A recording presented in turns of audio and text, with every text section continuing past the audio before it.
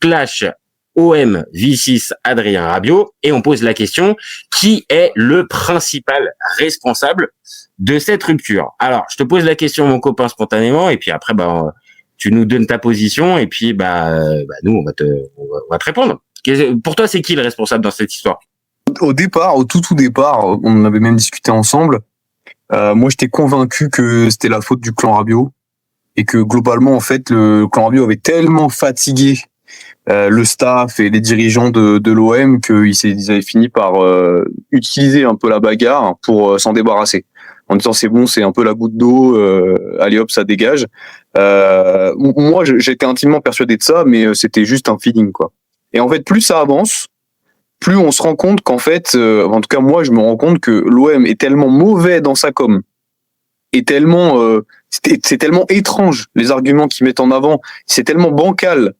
Que en fait j'ai envie de finalement dire que l'OM a égalisé, tu vois, genre un contre son camp partout et tu vois et globalement un bon petit match nul. Je pense que et je continue de penser que le clan Rabiot a fait que du côté de l'OM on en a un peu marre, mais de l'autre côté je pense que l'OM ils font un peu n'importe quoi. Voilà, pour toi spontanément c'est les deux sont responsables au vu des 24-48 heures qui viennent de passer. Mais au tout début c'était plutôt dans l'esprit Rabiot, si je comprends bien. Bah oui, parce que franchement, quand tu vois toutes les déclats, que ce soit Benassia ou Longoria, tu te dis la fameuse bagarre d'une violence inouïe. En fait, t'as Rabiot qui sort de la commanderie, il est tout beau, tout propre, la petite queue de cheval, enfin, je veux dire, on dirait qu'il sort de chez l'esthéticienne tellement qu'il est clean. Bah ouais, mais bagarre d'une niveau limite à Molina qui dit ouais, une bagarre de 10 minutes, mais mon pote, mais 10 minutes. Alors je parle à ceux qui sont un peu bagarrés dans leur vie. Déjà, bagarre-toi 2 minutes pour voir. Voilà. Et ensuite, déjà, à l'UFC, ils font des pauses toutes les 5 minutes. Même pour des combats pour la ceinture. Regarde John Jones, au bout de 5 minutes, il est fatigué. Ils font une pause, il boit de l'eau. Hein. Donc, tu vois, genre, non mais vraiment, ça n'a aucun sens. Alors attends, toi, Progessignol, pour toi, dans cette histoire, t'es plutôt sur la ligne de Nico ou t'es... Ce que t'as dit, Nico, c'est le clan Rabiot. Qui a mis une gifle? C'est pas sa mère, c'est pas sa cousine. Donc déjà, le problème, c'est Rabiot. Après, il y a le clan Rabiot, mais le problème initial, donc pour moi, celui qui allume la mèche, c'est Rabiot. Bah oui. Son comportement. Mais le clan Rabiot, attends, moi, quand je parle du clan Rabiot, il y a Rabiot dedans. Hein. Rabiot, c'est le personnage principal du clan Rabiot quand même, on est d'accord. Hein. Ah oui.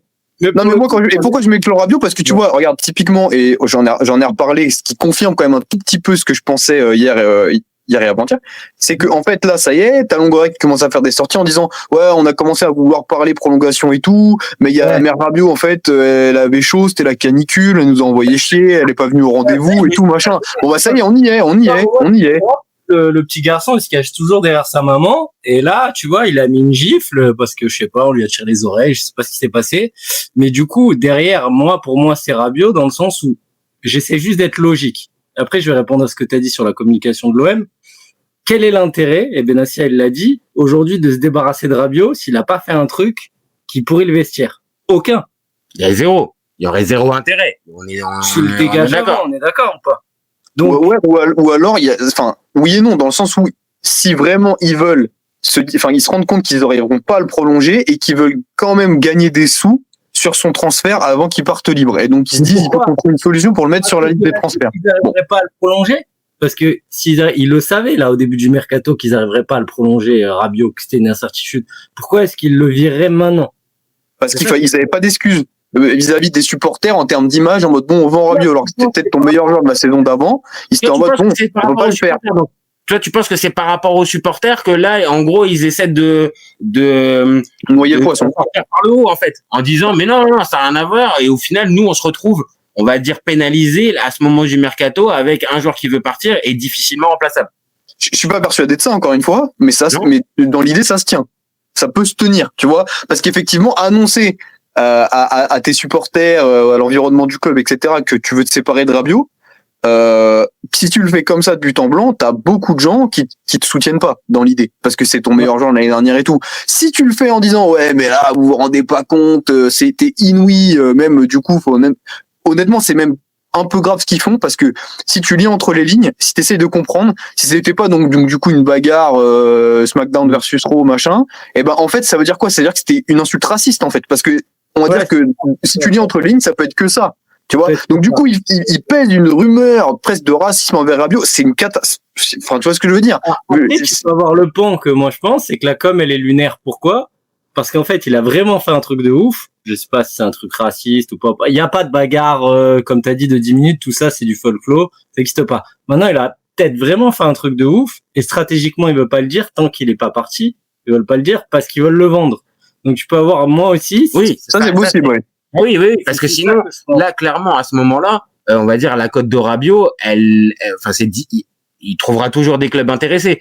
Mais réellement, s'il est à l'origine du truc et qu'on le crame à ce point-là, bah oui, tu prends le risque que tu puisses pas le vendre dans quelques jours là, parce que là, maintenant, vu la situation, l'OM est obligé de le vendre. On est bien d'accord. Il y a pas de retour en arrière. Là, c'est plus possible. Bah là, c'est cuit. Ils se sont mis une balle dans le pied de toute façon. C'est obligatoire maintenant. Ils ont fait fuiter ça. Ils avaient pourtant la possibilité de gérer ça comme plein de clubs l'avaient déjà fait. Oui, il y a eu un échauffouré dans le vestiaire. C'est le foot. C'est voilà, c'est des hommes, l'impulsion, l'adrénaline, nanana. Et hop, enfin, tu vois. Ils n'ont pas fait. Ils ont choisi de pas faire ça. Ouais, mais au vu des éléments, si on met pause, il a vraiment dû faire un truc de ouf pour que l'autre, ils disent dans le reportage, c'est le meilleur professionnel que j'ai jamais vu, Adri, machin, et tout ça. Benassia qui dit ouais, moi je le connais, c'est un super gars. Et là, d'un coup, même De Zerbi, tout le monde veut le jarter. Comment c'est possible qu'il ait pas fait un truc de ouf? Pour moi, si je suis juge, qu'on me raconte. Et lui, il dit en plus, moi j'ai rien fait. Mais vraiment, genre, on comprend pas, je fais rien. C'est pas possible, tu vois. Là, il y a un truc trop bizarre. Et c'est pour ça que je te dis match nul, tu vois, parce que en fait.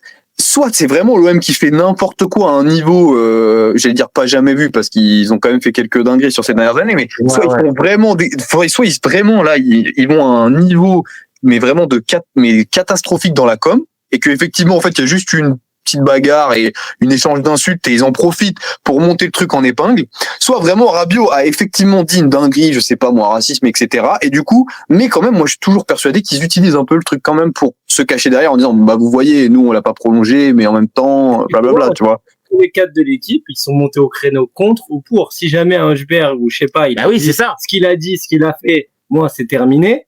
Parce que c'est ça la question. On parle on parle de rupture avec des Zerbi, mais il y a aussi peut-être aussi rupture avec une partie du groupe, parce que si on suit cette fameuse logique du dérapage XXL dans le dérapage verbal dans le vestiaire, forcément ça a des traces sur les autres joueurs en fait. Est-ce que les autres joueurs derrière, est-ce qu'ils ont envie, comme tu viens de dire, de collaborer? En fait, il a un comportement de diva, et je pense que regarde Rongier, même si voilà, est parti aussi à cause de lui, et en fait il crée des problèmes pour moi par son comportement. Et si là il fait une dinguerie et que tu le laisses dans le vestiaire, peut-être que tout le monde va dire ah ouais, lui en fait il fait ce qu'il veut. En gros, il a un passe droit total quoi. Et en gros, lui dans l'idée après quand tu parles de je sais pas moi, si on parle de gestion de groupe etc.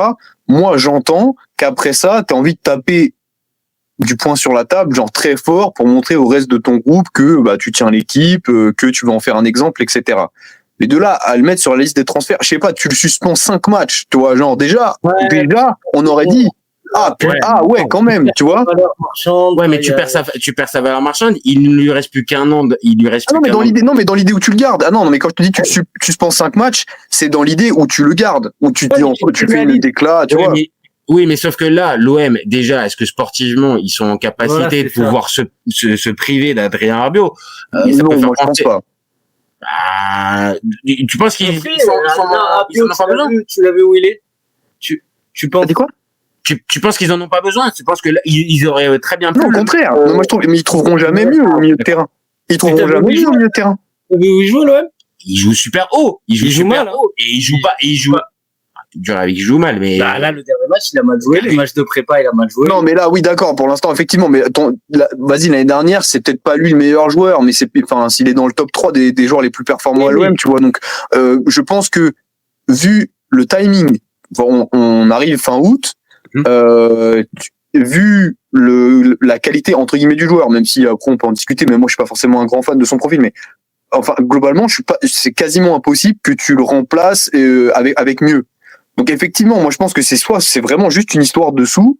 où en mode vraiment ils veulent faire de l'argent coûte que coûte, même en affaiblissant un peu l'équipe, soit où vraiment il s'est passé tellement une dinguerie qu'ils se disent bon bah là on peut pas, et qu'effectivement tu parlais de vis-à-vis du reste de l'effectif, parce que si on reste dans cette théorie d'insultes racistes, bon bah il y a quand même pas mal de joueurs racisés à l'OM, impossible qui continuent à vouloir jouer avec lui, tu vois.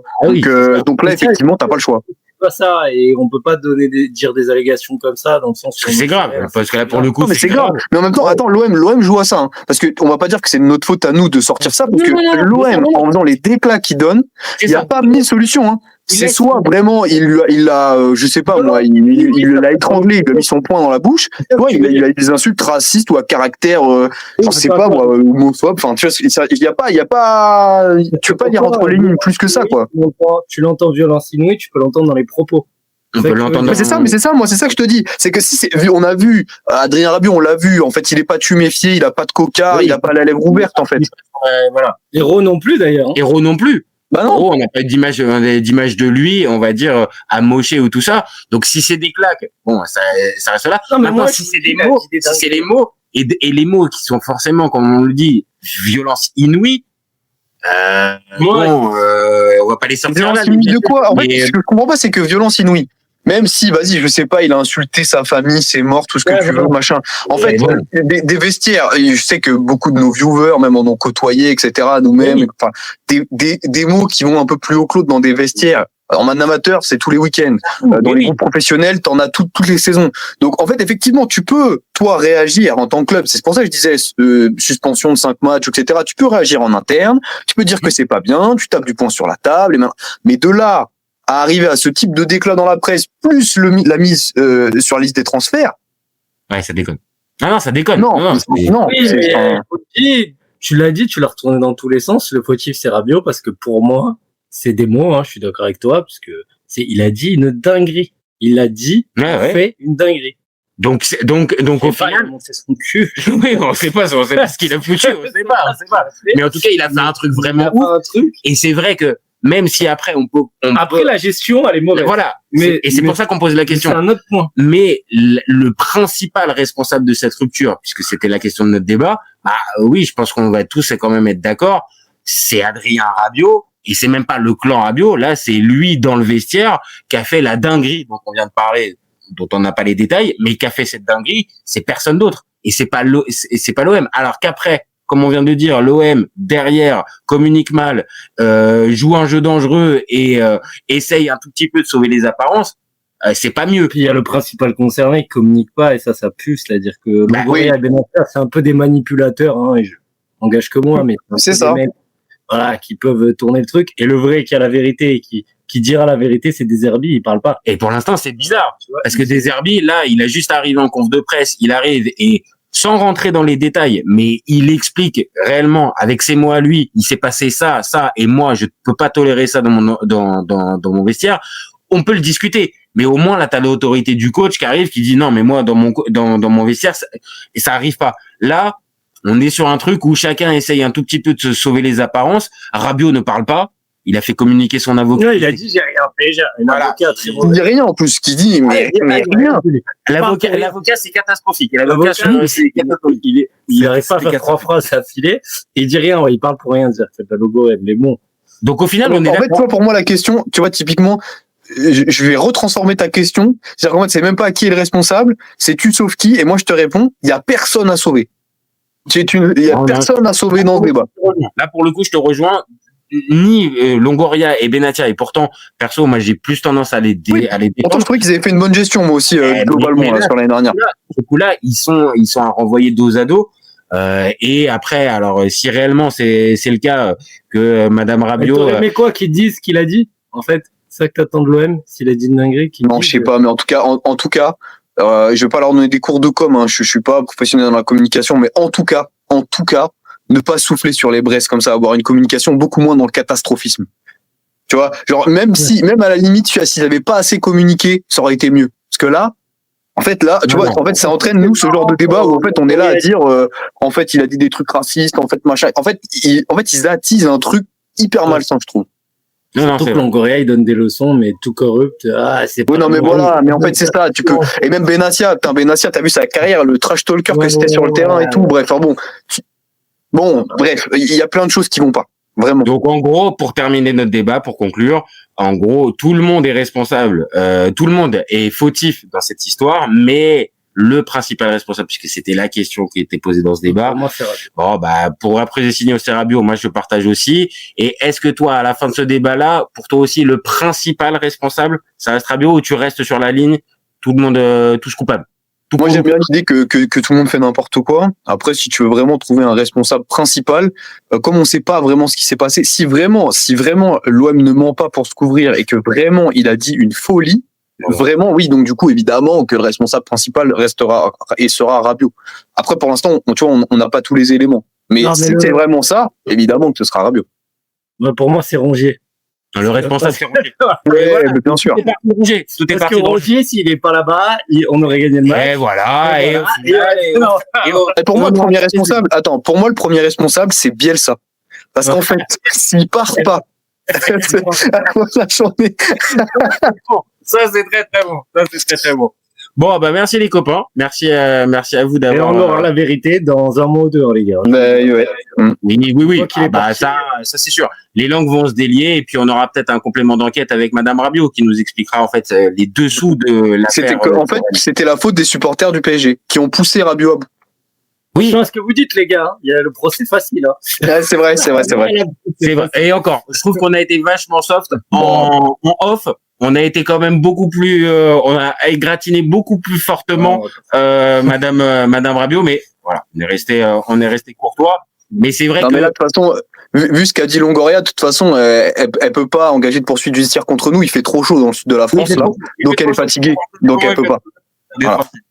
Ouais, ok. Bon, merci les copains. Merci à vous d'avoir participé à ce petit débat. Voilà.